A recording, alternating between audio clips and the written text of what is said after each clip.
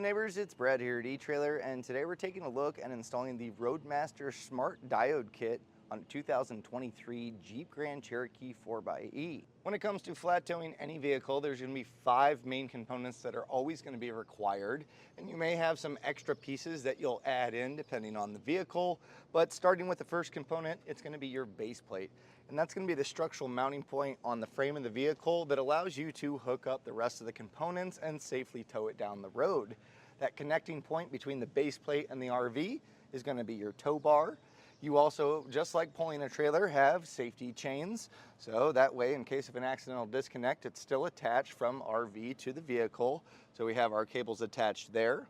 You'll also have a supplemental braking system. So as you slow and stop in your RV, it should do the same thing on your towed vehicle. And in case of a catastrophic disconnect, you have a breakaway switch, which if that cable's pulled, it's gonna apply the brakes on the vehicle so it's not rolling down the highway.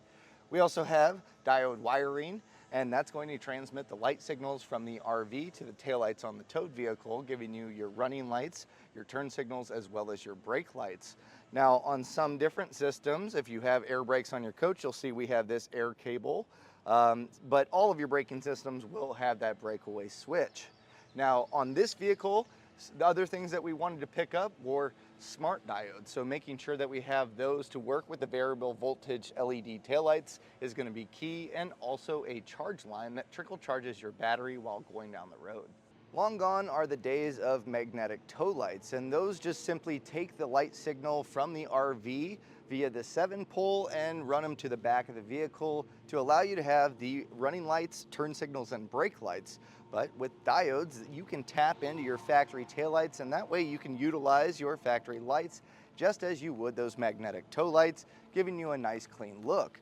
Now, diodes do require splicing into your factory taillights, but these are extremely reliable and they act as a one-way check valve, so there's no backfeed that can damage any of your factory wiring.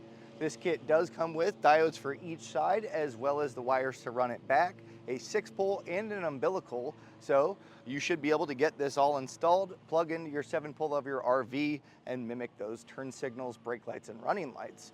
The hardest part of this installation truly is just running it from the front of the vehicle to the back, where you'll pull those wires in, splice into those factory ones, and then you're pretty well good to go.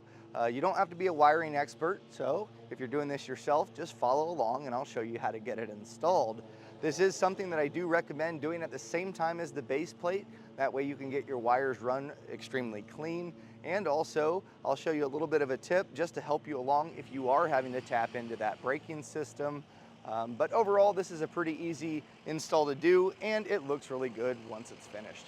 Now, if you've seen diode wiring on vehicles and you wonder what the smart diode is, that's because a lot of newer vehicles have LED variable voltage taillights, and that just simply means that they're using not an incandescent bulb, and the variable voltage means that a lot of times it will use the same light for your running lights, turn signals, or brake lights. They'll have those combined, and the smart diodes will pick up on that, allowing you to get all of those signals. So it is important to make sure that you have those on this vehicle.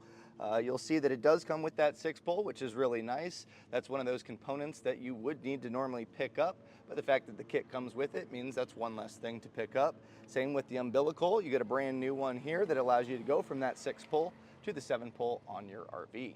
So for those of you that are doing this install yourself, follow along with the video and I'll make sure that you get yours attached. I'll point out all the wires that you need to splice into.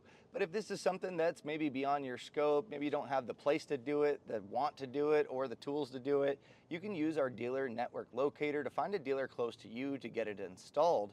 And as I mentioned before, this is something you're going to want to do at the same time that you're doing your base plate while you have that fascia off. So follow along. I'll make sure that you get your smart diodes installed. To get diodes installed, really it's not too bad of a process. The hardest part is really getting our wires from the front of the vehicle to the back before making our connection. So if you are doing your base plate and all your other components at the same time, it's a lot easier to do this when you have the fascia taken off. And we have a Blue Ox base plate here that has the mounting point where we're going to put our 6-pole eventually. I also have our charge line, which is something that you might want to pick up for your Grand Cherokee. That way it trickle charges while driving, and that's going to tie into our 6-pole at the same time as our diode. So I took our 2 bundles of wire here and just taped it up on our mounting point. I gave myself a little bit extra to make it easier to attach to the plug, and that way it's also not too tight, putting strain on the wires once they're attached. Now, we're going to trace this up. I just kind of followed along the base plate, kind of zip tying it up loosely for now, just to kind of get a path up into our engine bay. And we're putting an Air Force One on this vehicle, so you don't actually have to tie into the diodes with that braking system, but if you're doing a stay and play duo, you will need to, and it makes a lot of sense to pull that up so that you have a loop of wires to attach. Now, since I'm not having to splice into them, I still ran it up into our engine bay, and I do have a little bit of extra slack here, but you know, having the wires up here, if you have that stay and play duo to tie in, a lot easier. But what I did is I peeled back the white wire and put our ground in place. And this is so we can have a chassis ground. I just use a self-tapping screw with a ring terminal. And if you pull the plastic panel off, that'll be a nice clean spot for that to go. And it acts twofold. We're getting our ground, but also all that excess white wire that we pulled off, save that because we'll be using that as a jumper wire for our running light signal in the back. So as we continue on, I just took our rest of our diode wires, pass this down to make sure it's not going to make contact with anything hot or moving, and that's going to be kind of what we follow as we run our wires back so they don't get damaged you know, long term being installed on the vehicle.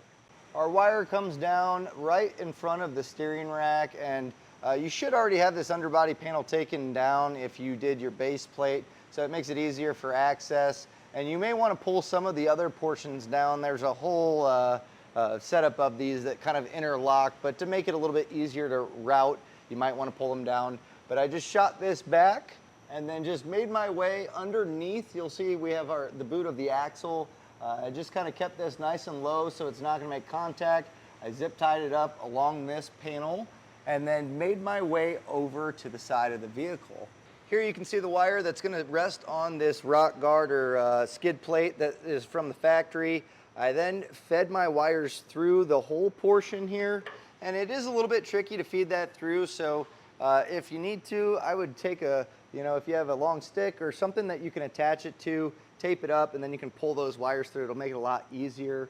And then from here, I started routing back. So we'll hop back under and show you where I split off. And then I used the strap from the fuel tank to just kind of hold it in place before going over our cross member. There's a wire loom here that I tucked that up. And that's the thing, is if you can follow some of the factory wire loom, a lot of times that's already in a safe position away from exhaust or those moving parts. So zip tying it up to that really helps a lot.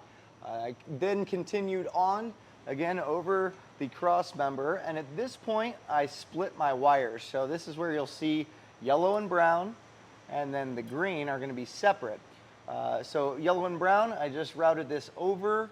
And as you make your way over, you'll see that the exhaust pipes are going to be right here. There is a bracket that supports the wheel well liner, so I used that and zip tied up our wires to keep them away from the exhaust long term. You'll also see I have our white wire that's right here. This is that excess that I trimmed off after we made our ground connection. And this I was able to route over on the hitch. So if you need to, you can take your access panel off, get that wire routed, and then pop it out on the other side. Our green wire follows a very similar path as our yellow and brown, so I just kind of fed that over and then used that bracket again to hold that up. So just zip tie it up in a few spots just to make sure that, you know, it's not going to be loose or catch anything while driving down the road. And once you have your wires set up, just as we do on each pocket, we'll be able to pull these up and eventually tie into our diodes. So at this point, we'll lower our vehicle down and we'll start to take our taillights out. To move our taillights, it's going to be fairly easy. We have this plastic cap that's located just kind of keeping our hardware nice and covered, so you can pop that off. It's just these two plastic clips that go into here, and in the center we're going to find that we have a T30 Torx bit, so we'll go ahead and get that screw taken out.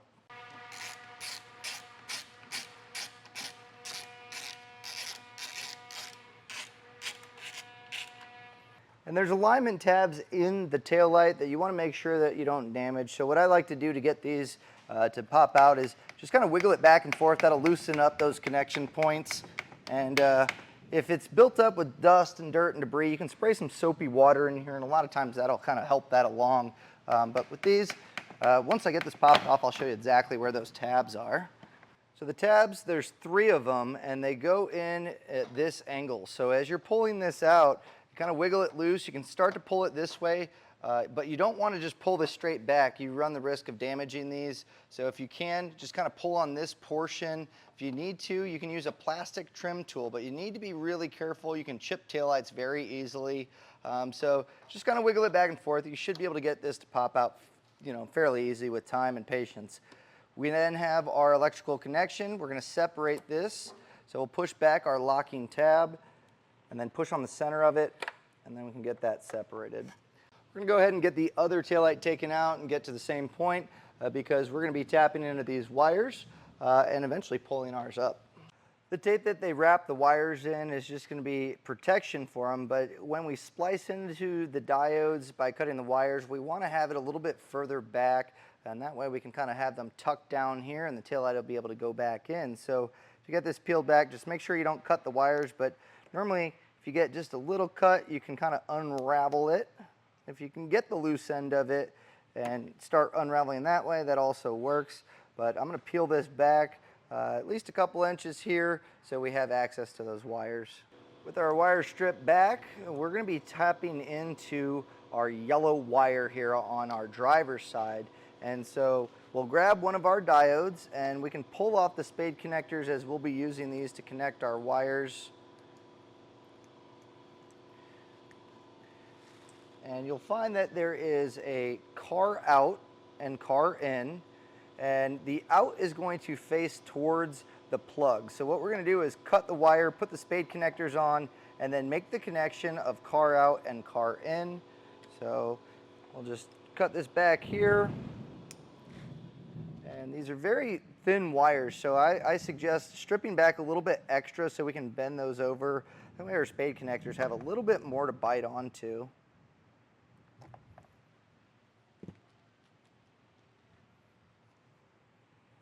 So give them a quick twist and then just bend that over, and then you can slide your spade connector on there. And we're going to be crimping these down, and with any spade connection or anything that you're crimping down, you always want to make sure that it's on there proper so you don't have to chase this down if there's a loose connection. So give it just a quick tug, it should stay in place. We'll get our other side on here. Now with our first connection made, that's going to be the only time that we have to splice into the factory wire, except for obviously on the other side, but that part's done. Now we need to pull up our wires that we fed in, and so I'm using airline tube as my pull wire, but again, if you have anything that you can just push down there, whether it be a stick or a string with a weight on it, just drop that down, and once you get it down, dropped in that pocket where the wires are located, we'll tape them up and then pull them up. So we should have our yellow and brown, and then also that white wire that we used as our jumper. All of those need to be pulled up, so we'll tape them. And then pull up the slack on your wires. It's also a good time to check underneath to make sure that it's routed correctly, not wrapped around exhaust or anything along those lines. We obviously have quite a bit of excess here, so I'm going to just trim that off to make it easier to work. I'm going to take a small portion of white wire because we need to jump the brown and white together. So we can split these ends. And we'll strip back these ends so we can put our connection with our yellow butt connector. That's going to tie these together. And then our white wire will get the spade connector. That way we can have those joined. So I'll strip these back. Twist your wires together. And then you can crimp down that side.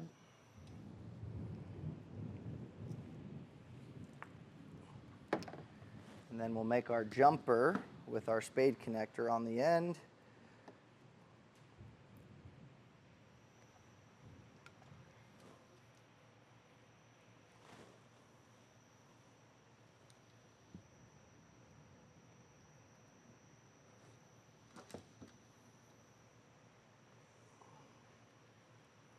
And then with that connection made, we are going to plug this in to RV tail in.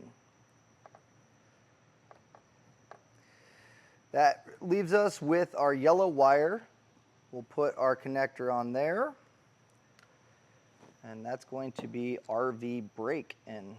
Final step on our driver's side is going to be making our ground wire.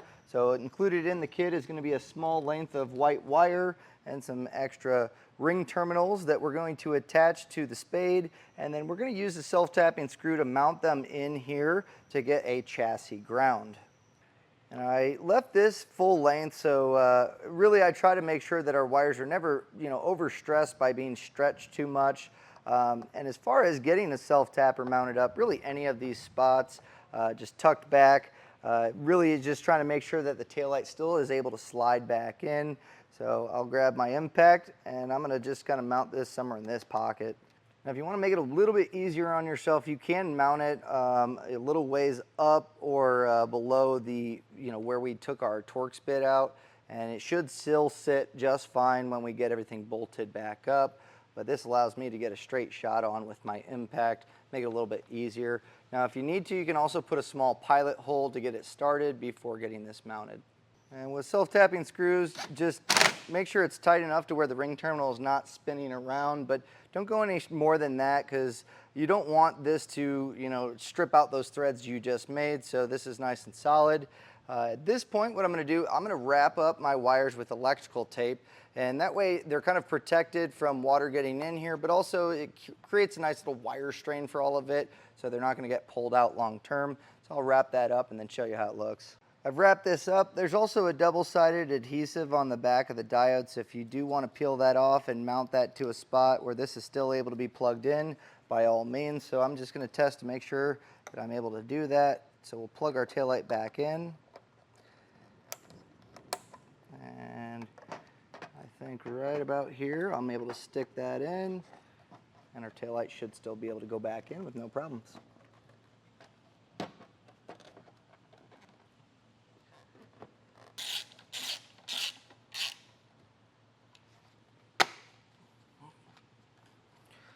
Now we're going to head over to the other side. So we already have our taillight taken out, but we'll repeat the same steps of peeling off our insulation and getting our wires pulled up, and then I'll show you exactly where we cut into to make those connections.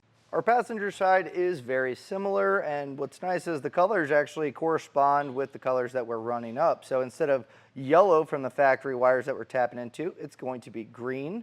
And you'll see that our jumper wire, that white wire, is going to RV tail, and then the green wire we pulled up goes to the RV break-in. I got my ground mounted up in roughly the same spot, so we'll get this one all taped up, good to go, and put our taillight back in before heading up to the front to mount up our 6-pole. Now I am going to show you how to attach it to your 6-pole, and that way you can test all your connections and make sure it's good. But a lot of times, especially with this style of base plate, the fascia is going to go on, and these are going to poke through the grill. And a lot of times it's easier to run the wires through, get the 6-pole mounted up, and then put it on, rather than having that mounted and have to cut the entire thing out. This will allow you for a little bit cleaner installation overall. So once I get my fascia put back on, we'll catch back up and I'll show you how to get that attached. Now that we have all of our stuff working properly, I got our fascia put back in, and it didn't really require a whole lot of trimming, but the foam piece that's behind here, there's some metal clips. You'll just pull those off and that foam piece will come off, allowing us to make space. And when I trimmed, you're just going to cut this bottom portion out. This actually fits really well in here, so I'm very happy with that. We also have our mounting point for our 6-pole through here. So once you get everything plugged back in and put back together in reverse order, make sure that you have the squirter, the camera, all the electrical connections put back. Then you can do your diode wiring 6-pole. Now with this setup, I used a bracket that was included with the base plate and also mounted up our air fitting for our brakes. Our coach does have air, so I had to get a little creative and get all of our breakaway switch mounted up. So this will go in place as we put our 6-pole in. So just make sure if you are doing this kind of configuration that you're putting this in at the same time. Now as far as our wires, I do have a little bit of excess here, totally okay. In fact, that's kind of a good thing. If you ever have to change the connection up front, you'll have some wires to work with. So first what we'll do is take the boot, slide this over the wires. And as I've probably mentioned before, if you have a charge line, now is the time to also get that in place. And I'm going to cut back just so they're nice and even or close to it.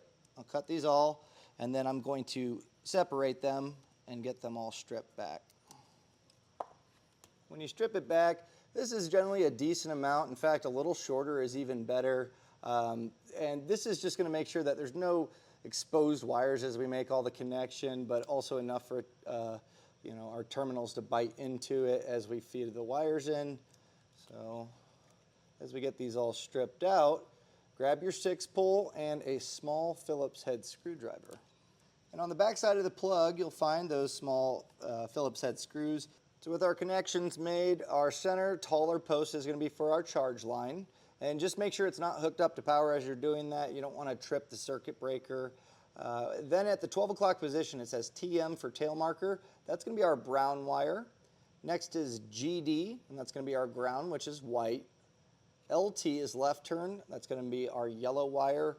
And RT is right turn, so that's going to be our green wire. So what we like to do here, because it lives on the front of the vehicle, it's exposed to a lot of different elements, water included. So for a little added protection, just to prevent any water from getting into those terminals and breaking down our connections, putting RTV silicone and really just kind of covering this all up is going to create the nice watertight seal that we're looking for. And with that silicone on there, we'll take our boot and slide it down.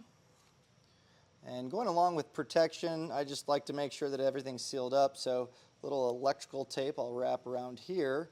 And then also, if you have any wire loom, if you want to put that on the exposed wires and tuck it in the boot, that's also a good way to help protect, but also make it look a little bit cleaner overall.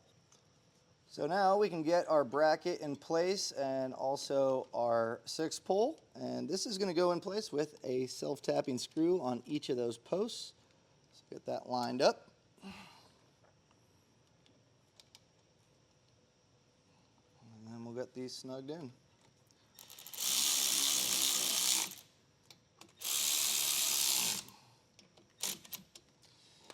Now before we hit the road, we do want to test to make sure that it's working, so we're going to take our umbilical and hook it up to a test box, but if you have your RV handy, you're going to want to hook it up to your 7-pole and run through the light signals to make sure that it's working properly on the taillights of the towed vehicle.